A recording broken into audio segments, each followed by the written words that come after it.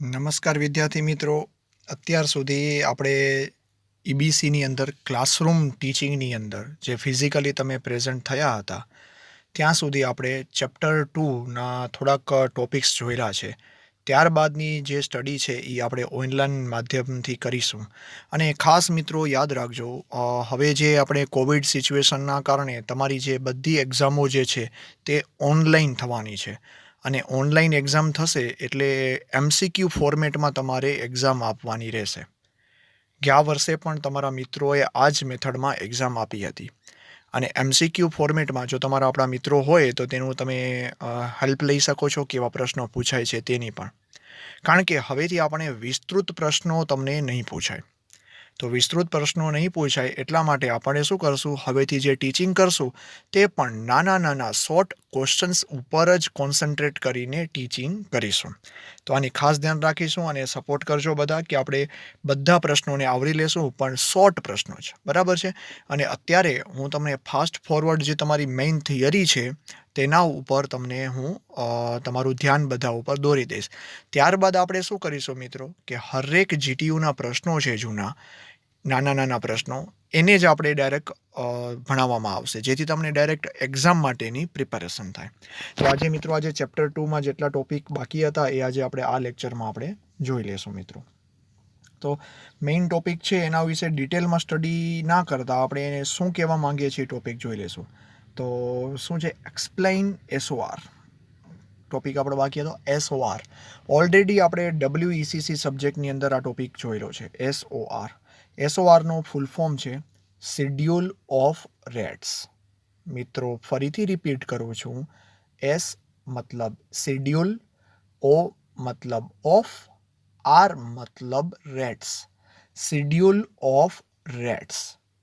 Rates એટલે કે કિંમત, અને શેડ્યુલિંગ કરવું એટલે કે આપણને શેડ્યુલ આપણે બનાવીને કે આપણી જે કાર્યપ્રણાલી જે છે તો એનું પણ આપણે શેડ્યુલિંગ બનાવતા હોઈએ. સવારે નાસ્તો આ સમયે કરવાનો, બપોરનું ભોજન આ રીતે કરવાનું, રાત્રિના આ સમયે આપણે રાત્રિ ભોજન લેશું. તો આ એક શેડ્યુલ બનાવવાનું આવે. તમે ક્યારેક કોઈ બહુ મોટા કંપનીના કે કામ રાખતા હો, બરાબર છે, કે બહુ મોટી બહુમાળી ઇમારતનું કામ રાખો છો, તો શેડ્યુલ ઓફ રેટ્સ છે ને બહુ જ અગત્યનો છે. ધારો કે તમે 2021ની અંદર કોઈ કામ કરી રહ્યા છો તો 5 એમ્પિયર કે 6 એમ્પિયરની સ્વિચનો ભાવ 17 રૂપિયા છે, ધારો કે કોઈ એક એક્સ બ્રાન્ડની. હવે એ જ કામ તમારું 5 વર્ષ માટે ચાલવાનું છે, તો 5 વર્ષ પછી શું ભાવ હશે એનો તમે જો અંદાજો ના લગાવો અને કોઈ પણ કોન્ટ્રાક્ટ કરો તો ત્યાં તમે અત્યારનો ભાવ મૂકી દો તો એ તમારા કોન્ટ્રાક્ટની જે કિંમત જે છે તેના ઉપર ખરા ઉતરશે નહીં. તો આમ શેડ્યુલ ઓફ રેટ્સ એટલે કે SOR બહુ જ અગત્યનો બની જાય છે. એટલે કે આ શેડ્યુલ ઓફ રેટ્સ કેવું છે કે જે તમે કોન્ટ્રાક્ટ રાખ્યો છે, ધારો કે તમે બહુમાળી એક ઇમારત છે કે કોઈ હોસ્પિટલ છે, કોઈ હોટલ છે, તેનો તમે કોન્ટ્રાક્ટ રાખ્યો છે, તો તેના ઈચ એન્ડ એવરી ઇક્વિપમેન્ટ્સ છે એ બધાનું શેડ્યુલ ઓફ રેટ્સ બનાવવાનું છે. ધારો કે આપણે સ્વિચની વાત કરી તેવી જ રીતે બોર્ડ આવે, એનું હોલ્ડર આવે, વાયર આવે, પાઇપ આવે, સાથે સાથે મજૂરી પણ આવી જાય મિત્રો, કે આપણે જે કોઈ વર્કર્સ દ્વારા જે કામ લેવડાવવાના છીએ એ કામ પણ એની અંદર આવી જશે મિત્રો. કે આ બધું જો ધ્યાનમાં રાખશું આપણે કે કઈ રીતનું પહેલા ભાવ હતો, ધારો કે 2021માં કામ કરી છીએ આપણે, તો 2020માં આનો શું ભાવ ચાલી રહ્યો હતો, 2022માં શું થશે, તો આનું સંપૂર્ણ એક માહિતી એક ટેબલ ફોર્મેટમાં તૈયાર કરીશું અને એના પ્રમાણે આપણે ભાવપત્રક ભરીશું અને એનો કોન્ટ્રાક્ટ આપણે ફાઇનલ કરીશું. તો આપણને આ જો SOR પરફેક્ટ કરેલો હશે તો આપણને આપણા કોન્ટ્રાક્ટમાં સમય મર્યાદામાં અને એ જ કિંમતમાં ફાયદાપૂર્વક કામ કરવું હશે તો સરળતાથી કરી શકશો મિત્રો. આ એ SOR કહેવા માંગે છે. એટલે આ પોઈન્ટના અંતે હું શું કહીશ, ફક્ત તમને યાદ રાખવા માટે મેઇન તો પહેલો એનો full form SOR schedule of rates, જ્યાં બધી પ્રકારના એના શેડ્યુલ ઓફ રેટ્સ આવી જશે, બરાબર છે. આપણે ડિટેલમાં એના નથી જોતા, પણ જેટલા પણ ઇક્વિપમેન્ટ્સ છે એના શેડ્યુલ ઓફ રેટ્સ તમારે બનાવવાના છે. નેક્સ્ટ ટોપિક છે importance of blue print. Electrical installation પ્લાનમાં બ્લુ પ્રિન્ટનું મહત્વ. મિત્રો બ્લુ પ્રિન્ટ ઓલરેડી આપણે ફિઝિકલ ક્લાસની અંદર ડિસ્કસ કર્યું હતું કે આપણને કોઈ પણ વાયરિંગનું ઇન્સ્ટોલેશન કરવું છે એટલે પહેલાં જ જે જગ્યાનું ઇન્સ્ટોલેશન કરવું છે એનો બ્લુ પ્રિન્ટ આપણી પાસે હોવી જોઈએ ઇલેક્ટ્રિકલ ઇન્સ્ટોલેશનની. બરાબર. હવે ધારો કે આપણને કઈ જગ્યા ઉપર સ્વિચ બોર્ડ રાખશું એના માટે પહેલાં એક સિવિલ એન્જિનિયરિંગ ડ્રોઈંગ તો આપણી પાસે હોવી જોઈશે. તો આ બ્લુ પ્રિન્ટના માધ્યમ દ્વારા આપણે આપણું કામ જે છે તે સરળતાપૂર્વક, ચોકસાઈથી અને સારી રીતે, વ્યવસ્થિત રીતે આપણે કામ કરી શકશું. તો આમ બ્લુ પ્રિન્ટની મદદથી આપણને ઘણા બધા એડવાન્ટેજીસ મળશે. તેનામાં પહેલો જ એડવાન્ટેજ જોઈએ તો બ્લુ પ્રિન્ટ હોય તો એનાથી આપણને શું ખબર પડે? પહેલાં તો રૂમની લંબાઈ, રૂમની સંખ્યા, કિચન અને એની ખબર પડશે. તો આપણે કયા ઇલેક્ટ્રિકલ એપ્લાયન્સીસ કે ઇન્સ્ટોલેશન ત્યાં સ્થાપવાના છે તેનો ખ્યાલ પડે. ધારો કે આપણને કિચનની ખબર જ ના હોય કે આ જગ્યાએ કિચન લાગવાનું છે તો ત્યાં રેફ્રિજરેટર કે મિક્સર ગ્રાઇન્ડર કે એ બધાનું જો આપણને પોઈન્ટ્સ રાખવા હોય તો ન રાખી શકીએ. એવી જ રીતે બેડરૂમ છે તો બેડરૂમની અંદર એસીનો પોઈન્ટ રાખવો છે, ખબર જ ના હોય કે આપણને આ બેડરૂમ છે કે આ હોલ છે કે શું છે, તો આપણે કરી જ ના શકીએ. પછી એના પછી જે ડિસ્ટ્રીબ્યુશન બોર્ડ અને સ્વિચ બોર્ડ, લાઇટ ફેન, આ બધાની જે આપણે રિક્વાયરમેન્ટ હોય છે આખા ઇલેક્ટ્રિકલ ઇન્સ્ટોલેશન પ્લાનમાં, એ જો આપણી પાસે ફિઝિકલ કોઈ પ્લાન જ ના હોય તો કયું સ્વિચ ક્યાં રાખવાની છે, ફેન કઈ જગ્યાએ ઇન્સ્ટોલ કરશું, ટ્યુબલાઇટ છે, લેમ્પ છે, તો આ બધા એપ્લાયન્સીસને ક્યાં ઇન્સ્ટોલ કરવા તે બ્લુ પ્રિન્ટની મદદથી આપણને મળી શકશે. સાથે સાથે આપણને એ પણ ખબર પડશે કે એની સબ સર્કિટોની સંખ્યા કેટલી હશે. કારણ કે ઇન્સ્ટોલેશન પ્લાન આપણી પાસે હોય તો ઘરમાં કેટલા એપ્લાયન્સીસ લાગવાના છે ને તેનો બહોળો ખ્યાલ આપણને આવી શકે છે. તો તેના ઉપરથી આપણે સબ સર્કિટની સંખ્યા નક્કી કરી શકશું. પછી એનું જે એસ્ટિમેશન તમે લગાવતા હો તો આ બધું મટીરિયલ, ધારો કે આપણે કયા પોઈન્ટ ક્યાં નાખવાના છે સાથે કરી અને જેટલા પણ અંદર આપણે ઉપકરણો લગાવવાના છીએ, વાયર્સ છે, પાઇપ છે, બોર્ડ, સ્વિચ અને ઇલેક્ટ્રિકલ ગેજેટ્સ બધા, તો આ બધાનું એસ્ટિમેશન આપણે ત્યારબાદ જ લગાડી શકીએ છીએ. અને કોસ્ટ જે લગાડવાની છે તે એની સાઇઝ અને એની લેન્થ પર લાગતી હોય છે. તો જો આપણી પાસે બ્લુ પ્રિન્ટ અવેલેબલ હોય તો આ ઇઝીલી આપણે કરી શકશું મિત્રો.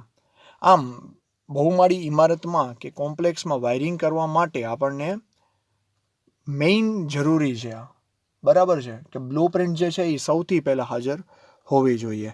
અને સાથે સાથે એક લાસ્ટ મુદ્દો જોઈએ આપણે.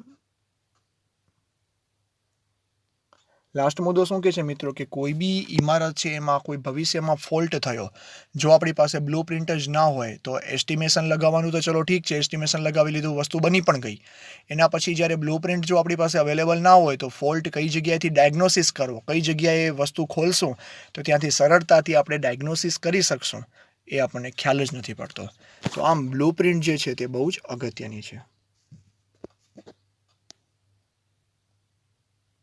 અને મિત્રો જે આ મટીરિયલમાંથી હું જે ભણાવું છું એ તમને મેં ઓલરેડી ગૂગલ ક્લાસરૂમની અંદર આપેલું છે, એની અંદરથી તમે જોઈ લેજો. અને બહુ જ સારી રીતે મુદ્દાસર પ્રશ્નો આપેલા છે. એક વખત આ બુકલેટ વાંચી લેવાની છે અને પછી હું જે MCQ એક્ઝામની તમને તૈયારી કરાવું એ MCQ એક્ઝામની તૈયારી કરી લેવાની છે તમારે.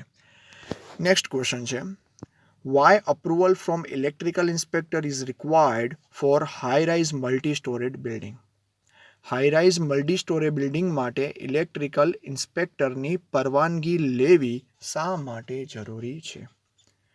મિત્રો આ એક ઇન્ડિયન ઇલેક્ટ્રિસિટી રૂલ્સ જ છે, IE 1910, જે ક્યાં 1956 મુજબ આપણે કોઈ પણ ઇન્સ્ટોલેશન કરીએ, બરાબર, એનર્જી મીટરથી કરી અને ટોટલ આપણા આખા ઘરનું કનેક્શન કરીએ તો જે ગવર્મેન્ટ અધિકૃત એના ઇન્સ્પેક્ટર હોય એની મંજૂરી લેવી જરૂરી છે. બરાબર છે, કારણ કે જો આ મંજૂરી નહીં લઈએ તો આપણી જે મિલકત જે છે કે જેના ઉપર આપણે ઇન્સ્ટોલેશન કરી રહ્યા છીએ તેની સલામતી નહીં રહે. કારણ કે આપણે એમ થતું હોય કે આપણા ઘરની અંદર અમુક કિલો વોલ્ટની અંદર લોડ યુઝ કરવામાં, ધારો કે આપણે 1 કિલો વોટ લોડ યુઝ કરીએ છીએ, એનાથી શું ફરક પડી જશે આખા ઇલેક્ટ્રિસિટી બોર્ડને? તો મિત્રો આપણું એક ઘર નથી, આવા હજારો ઘર જે છે તે લાઇન સાથે જોડાણ કરેલા છે. ને જો મંજૂરી લીધા વગર જો બધા લોડનું જોડાણ કરવામાં આવે તો અચાનક જ લાઇન ઉપર બહુ બધો લોડ વધી જાય છે અને સિસ્ટમને નુકસાન થઈ શકે છે. સાથે પરવાનગી લેવી એટલા માટે પણ જરૂરી છે કે આપણા ઘરની અંદર જે પ્રકારનું ફિટિંગ થયેલું છે એ ફિટિંગ એન્જિનિયરિંગ અને વૈજ્ઞાનિક ઢબે થયેલું છે કે નહીં, તો એ આ સલામતીના ભાગરૂપે પણ આ કરવું આપણને બહુ જ જરૂરી છે. એટલા માટે જ ઇલેક્ટ્રિકલ ઇન્સ્પેક્ટરની NOC લેવી અનિવાર્ય બને છે.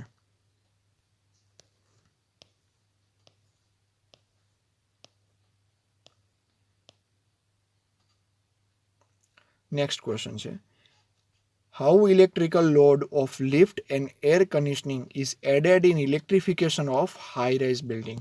હાઈ રાઇઝ બિલ્ડિંગમાં એર કન્ડિશનિંગનું અને ઇલેક્ટ્રિફિકેશન શાનું? લિફ્ટનું. એ કઈ રીતે એડ કરવામાં આવે છે તેની વિસ્તૃત માહિતી આપણે લઈએ. ચલો, હવે લિફ્ટની વાત કરીને મિત્રો, તો લિફ્ટ જે છે એ કોના ઉપર હોય કે આપણે એમ કહીએ કે લિફ્ટમાં તમે ક્યારેક ગયા હશો ને મિત્રો, તેમાં લખેલું હશે કે આટલા પેસેન્જર જે છે ત્યાં અંદર આપણે લિફ્ટનું વહન કરી શકશે, લિફ્ટની અંદર કેટલા પેસેન્જર આવી શકશે, એવી જ કેપેસિટીની તમે જોયું હશે. એટલે એ લિફ્ટ છે એ આટલા સમયમાં કેટલા માણસોને ઉપરથી નીચે લઈ આવી શકશે, બરાબર છે, એના ઉપર આધારિત હોય છે. એટલે એ હાઈરાઇઝ બિલ્ડિંગની અંદર કેટલું પોપ્યુલેશન છે, કેટલા માણસો ત્યાં લેવાના છે તે આધારિત છે. એના સિવાય આપણને શું જરૂર પડશે કે લિફ્ટની સ્પીડ કેટલી છે અને લિફ્ટની સંખ્યા કેટલી છે, બરાબર, અને કેટલી કેપેસિટીવાળી આપણે ત્યાં લિફ્ટ ઇન્સ્ટોલ કરશું. પછી બિલ્ડિંગના માળાની સંખ્યા તો ખાસ, કારણ કે એક જ લિફ્ટ હોય ને 25 માળાની બિલ્ડિંગ હોય તો પણ એ વ્યાજબી નથી. કારણ કે કોઈ એક વ્યક્તિ 10મા માળે ઊભી છે, એને જવું છે ગ્રાઉન્ડ ફ્લોરમાં, પછી ગ્રાઉન્ડ ફ્લોરમાં ઊભી છે ને 25મા માળે જવું છે, તો ક્યારે એ લિફ્ટ નીચે આવશે ને પાછી ઉપર જશે, બરાબર છે. તો આમ બહુમાળી ઇમારતમાં આ બધું બહુ જ ધ્યાનમાં રાખવાના મુદ્દાઓ છે કે આપણને કઈ રીતે લિફ્ટનું ઇન્સ્ટોલેશન કરશું. આ એના મેઇન મુદ્દાઓ થઈ ગયા. અને લિફ્ટની સંખ્યા જે છે, બરાબર છે, તો લિફ્ટની સંખ્યાઓ વધતી જાય તો એના લોડમાં પણ વધારો થતો જાય છે, અને લોડ વધે છે એના કારણે પછી લિફ્ટને, એના મુદ્દો જોઈ લઈએ આપણે, લિફ્ટને શોર્ટ ટાઈમ રેટિંગ તરીકે ગણવામાં આવે છે. ખાસ ધ્યાન રાખજો, બરાબર. શોર્ટ ટાઈમ રેટિંગ એટલે કારણ કે લિફ્ટ તમે મિત્રો કન્ટિન્યુ તો ચાલુ નથી હોતી, એટલે જે સમય લિફ્ટ ચાલુ થાય છે એ સમય એનો લોડ આપણે ગણતરી કરતા હોઈએ છીએ, પણ કન્ટિન્યુ લોડ એનો ગણતરી થતો નથી. પણ જ્યારે સ્ટાર્ટિંગ સમય જ્યારે થતો હોય ત્યારે વોલ્ટેજમાં વધઘટ જોવા મળશે મિત્રો, વોલ્ટેજમાં ત્યાં વધારો કે ઘટાડો જોવા મળશે. કારણ કે આપણે જાણીએ છીએ ક્યારેક અચાનક જ જો મોટર ચાલુ થશે લિફ્ટની તો એ અચાનક જ લોડ વધારે લેવાનો પ્રયત્ન કરશે, ત્યાં વોલ્ટેજ વધઘટ થવાના ચાન્સીસ હોય છે. 6 થી 10 બહુમાળી એટલે કે 6 થી 10 સ્ટોરની જો બહુમાળી બિલ્ડિંગ માટે 4 થી 6 માણસની કેપેસિટીવાળી લિફ્ટની સ્પીડ 1 મીટર પ્રતિ સેકન્ડ અને 15 હોર્સ પાવરની 3 ફેઝની સ્લીપરિંગ ઇન્ડક્શન મોટરનો ઉપયોગ લોડ વડે ગણવાનો. આપણને કેટલો મિત્રો? 6 થી 10, બરાબર. બહુમાળી ઇમારત હોય ને તો એની અંદર 4 થી 6 માણસો સમાઈ શકે તેવી, અને એની સ્પીડ કેટલી? 1 મીટર પ્રતિ સેકન્ડ. અને ત્યાં મોટરનો જે ઉપયોગ થવાનો છે તે સ્લીપરિંગ ઇન્ડક્શન મોટર 15 હોર્સ પાવરની 3 ફેઝવાળી મોટરનો ઉપયોગ કરીશું, બરાબર. અને કાં તો 2 ટ્વિન લિફ્ટ સેટ લઈ લેવાનો, બરાબર, 2 લિફ્ટનો સેટ લઈ લેવાનો ત્યાં. આમ આપણે લિફ્ટની જે ગણતરી છે તે આવી રીતે કરશું. એટલે મેઇન એના પરિબળો કયા કયા થયા? પ્રશ્ન પૂછાય MCQમાં કે લિફ્ટ જે છે એ કેના ઉપર આધારિત છે, તો એનામાં બહુમાળા એટલે કેટલા માળાની બિલ્ડિંગ છે, કેટલા માણસો ત્યાં રહે છે, લિફ્ટની સ્પીડ કેટલી છે, બરાબર છે. આ બધા મુદ્દાઓ ત્યાં આધારિત છે. એર કન્ડિશનિંગ માટે સૌથી પહેલાં તો એર કન્ડિશનિંગ જે છે તે અલગ અલગ પ્રકારના હોય છે. સૌથી પહેલાં વિન્ડો ટાઈપ એસી. આપણે મિત્રો જાણીએ છીએ વિન્ડો ટાઈપ એટલે બારી ઉપર લાગેલા જે એસીના ડક હોય છે તે. સ્પ્લિટ એસી એટલે આપણે રૂમની અંદર જ એક નોર્મલ આવી સ્ક્વેર ટાઈપ લંબચોરસ ટાઈપ એક એસી હોય છે ને એનું કમ્પ્રેસર ક્યાં હોય? દિવાલની બારે લાગેલું હોય છે, બરાબર છે, એની વાત થાય છે. એ સ્પ્લિટ એસી છે. પછી છે ડક્ટેબલ ઓર સેન્ટ્રલ એસી સિસ્ટમ. મિત્રો આપણે બહુ શોપિંગ મોલ હોય કે મોટા મૂવી થિયેટરમાં જો જતા હોઈએ તો તે જગ્યાએ જે એસી લાગેલી છે ને તે આ છે ડક્ટેબલ, એટલે ડક આવતા હોય. એના એસીનું જે કમ્પ્રેસરનું ઇન્સ્ટોલેશન છે એ એક જ જગ્યાએ હોય છે, જ્યારે બાકી બધો જે એનો સેટ જે છે ને તે બારે લાગેલો હોય અને એક જગ્યા ઉપરથી એની ડક લઈ આવી અને અલગ અલગ લોકેશન ઉપર એને બ્લો કરવામાં આવતી હોય છે. આમ 3 પ્રકારની આપણે એસીઓ જોઈએ છીએ. તો આ 3 એસીઓ જે છે એનો ઉપયોગ આપણે જોઈએ. એમાંની પહેલી એસી છે વિન્ડો એસી. સામાન્ય રીતે આ જે છે ને એસી નોર્મલ એસી છે કે જે આપણા ઘરની અંદર વધારે પડતો ઉપયોગ થતો હતો, અત્યારે તો બહુ જ ઓછો થાય છે. કારણ કે વિન્ડો એસીનું ખાસિયત એ હતી કે એની કેવી હતી કે આપણે બારીમાં જ ઇન્સ્ટોલ કરવી પડતી હતી. એટલે બારીને આપણે વેન્ટિલેશન નથી રહેતું ના હતું, અલગથી આપણને એક જગ્યા એના માટે ઓક્યુપાય કરવી પડતી હતી. હવે સ્પ્લિટ એસીમાં પ્રોબ્લેમ રહી નથી, કારણ કે ઘરમાંથી એક નાનકડું હોલ પાડી દીધું, સમજી લો કે 5 થી 6 ઇંચનું, તો પણ એ કામ થઈ જાય છે. જ્યારે વિન્ડો એસી એસીમાં શું હતું, આખી વિન્ડોને આપણે રિપ્લેસ કરવી પડતી હતી અને એના જે પાવર રેટિંગ છે એ પણ સારા ન હતા, પણ તો પણ જે વિન્ડો એસી છે એ સારી જ હતી. અને આ વિન્ડો એસી માટે આપણને એક ફ્લેટની જો વાત કરીએ તો એક રૂમ માટે 6 થી 10 mm સ્ક્વેરનો 6 થી 10 mm સ્ક્વેરનો વાયર હોય, 32 એમ્પિયરની આઈસીડીપી સ્વિચ, એટલે કે એમ્પિયરની એમસીબી સમજી લો કે ઇન્ટરકનેક્ટેડ ડબલ પોલ સ્વિચ છે, પણ એની જગ્યાએ આપણે એમસીબીનો ઉપયોગ કરતા હોઈએ છીએ. એટલે 32 એમ્પિયરની એમસીબી જ આપણને રાખી દેવાની છે. આ વિન્ડો એસી માટેની રિક્વાયરમેન્ટ છે. આવી જ રીતે સ્પ્લિટ એસી છે, તો સ્પ્લિટ એસી જે છે એ વધારે ઇફિશિયન્ટ છે આના કરતાં. એટલે આમ જોવા જઈએ તો ઘરની અંદર 32 એમ્પિયરની સ્વિચ આના માટે પણ રાખવામાં આવે છે, સ્પ્લિટ એસી માટે પણ. પછી સેન્ટ્રલ એસી સિસ્ટમ છે તો એ થોડીક બહુ મોટી છે, કારણ કે એનો આખો એક કન્સોલિડેશન એક જ એસી યુનિટમાં કરવામાં આવતું હોય છે, બરાબર છે. અને એક સેન્ટ્રલાઇઝ એસી છે, બરાબર, સેન્ટ્રલાઇઝ એસી છે અને એક જગ્યાએથી જ કમ્પ્રેસર થ્રુ એને કુલિંગ કરી અને ડક થ્રુ આપણે બીજી જગ્યાએ જવા દેતા હોઈએ છીએ. તો આની જો વાત કરીએ તો આપણે ટન ઉપર આવશે કે 1.5 ટન જે છે, 1.5 ટનનું એસી જો લગાડીએ આપણે તો એને 2000 વોટ એસી યુનિટના ગણી લેવાના, બરાબર. જેમ જેમ લોડ એમાં ઇન્ક્રીઝ કરતા જાઓ એમ એના કિલો વોટ વધતા જાય, બરાબર. ધારો કે એના આપણે 1.5 ટન છે એનાથી ઉપર લઈ ગયા એસીને, તો એના ટનના યુનિટમાં ફરક પડી જશે, બરાબર છે. તો જેમ 1.5 ટનમાં યાદ રાખવાનું કે 1.5 ટન હોય તો 2000 વોટની આજુબાજુ એનું કનેક્શનનો લોડ થશે. હવે 24 ફ્લેટની વાત કરીએ તો 24 ફ્લેટ માટે ગુણ્યા 24 કરી દેવાના. એક એક્ઝામ્પલ આપ્યું છે કે 24 ફ્લેટ માટે જો આપણે એક બનાવીએ છીએ એક સેન્ટ્રલાઇઝ એસી, તો એનામાં વોટેજ કેપેસિટી એની કેટલી હશે કે 1.5 ટનનું આપણે રાખીએ બધા માટે ઇન્ડિવિડ્યુઅલ, તો 2000 વોટ છે, તો 2000 ગુણ્યા 24 કરશો એટલે 24 કિલો વોટનો લોડ થઈ જશે એનામાં. ખ્યાલ પડે છે ને મિત્રો? તો આમ આપણે અત્યારે જોયા તો મેઇન મુદ્દાઓ, જો બહુમાળી ઇમારત હશે તો એનામાં કયા કયા મુદ્દાઓનો ધ્યાન રાખવાનો છે તેના વિશે આપણે ચર્ચા કરી. તો આ લેક્ચરના અંતે આપણે બહુમાળી ઇમારતની અંદર ઇલેક્ટ્રિસિટીનું ઇન્સ્ટોલેશન કઈ રીતે કરશું ને તેનો તમને ખ્યાલ પડી ગયો છે. તો આમ આપણે નેક્સ્ટ હવે ત્રીજા ચેપ્ટર વિશે ચર્ચા કરીશું અને જેમ આપણા ચેપ્ટર્સ પૂરા થઈ જશે એટલે હું તમને એક MCQની એક પ્રિપેરેશન કરાવી દઈશ, બરાબર છે. અને ખાસ મિત્રો આનામાં મેં બધા તમારા ચેપ્ટરના ટોપિક્સ મેઇન ટોપિક્સ લઈ લીધા છે, પણ અંદર જે ડિટેલમાં કેમ એનેક્સ્યોર આપેલા છે બધા એ જનરલ નોલેજ માટે છે, જે એક્ઝામ ઓરિએન્ટેડ નથી એ. તો એને તમે અત્યારે ના કરતા, જનરલ નોલેજ માટે રાખતો છો તો વાંધો નથી, બરાબર. આશા રાખું છું કે તમને ખ્યાલ પડી ગયો હશે, અને ના ખ્યાલ પડે તો આ જે મટીરિયલ છે એને થોડુંક વ્યવસ્થિત રીતે PDF ડાઉનલોડ કરીને પણ તમે જોઈ શકશો. ધન્યવાદ મિત્રો.